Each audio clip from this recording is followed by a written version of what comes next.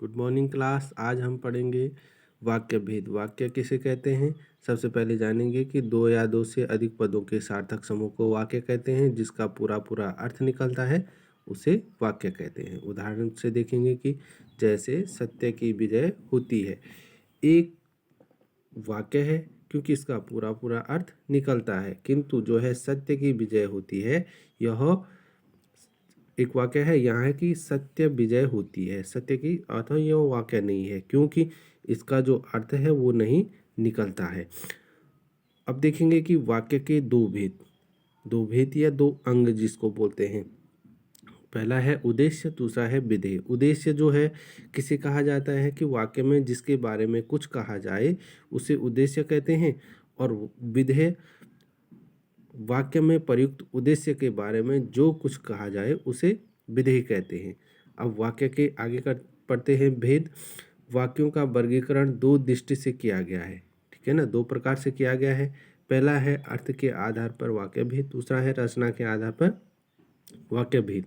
अर्थ के आधार पर पहले हम पढ़ेंगे वाक्य भेद कितने हैं।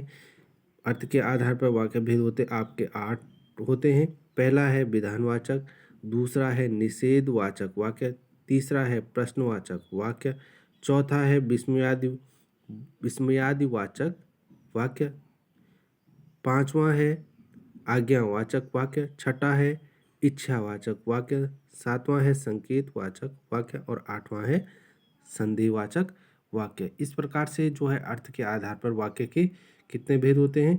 8 भेद होते हैं। अब सबसे पहले जो वाक्य का जो पहला जो अर्थ के आधार पर पहला जो भेद है उसे जानेंगे परिभाषा की। वह वाक्य जिससे किसी प्रकार की जानकारी प्राप्त होती है वह विधानवाचक वाक्य कहलाता है, ठीक है ना। जिस प्रकार से हम देखेंगे कि इसमें क्या होता है कि वाक्य जो है कार्य क्रिया या किसी बात के होने का ज्ञान भी प्राप्त होता है, कार्य के संपूर्ण होने की जानकारी भी मिलती है, तो वहाँ विधानवाचक वाक्य होता है। जैसे कि भारत एक देश है, यहाँ हमें पूरे ज्ञान की प्राप्ति हो रही है। राम के पिता का नाम दशरथ है, दशरथ अयोध्या के राजा थे, ठीक है ना।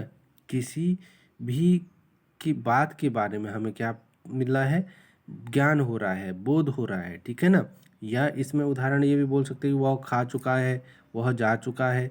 तो इस प्रकार के वाक्य विधानवाचक में आते हैं। फिर दूसरा है निषेधवाचक वाक्य। निषेधवाचक वाक्य किसको बोलते हैं? जिन वाक्यों से क्रिया के न होने का भाव प्रकट होता है उसे निषेधवाचक वाक्य कहते हैं, ठीक है ना। निषेधवाचक मीन्स नकारात्मक, जहाँ जो है कार्य के न होने का बोध होता है उसे निषेधवाचक वाक्य कहते हैं। जैसे मैंने दूध नहीं पिया, मैंने खाना नहीं खाया, तो ये निषेधवाचक वाक्य है। तुमने गाना नहीं गाया, इस प्रकार से निषेधवाचक वाक्य में आते हैं।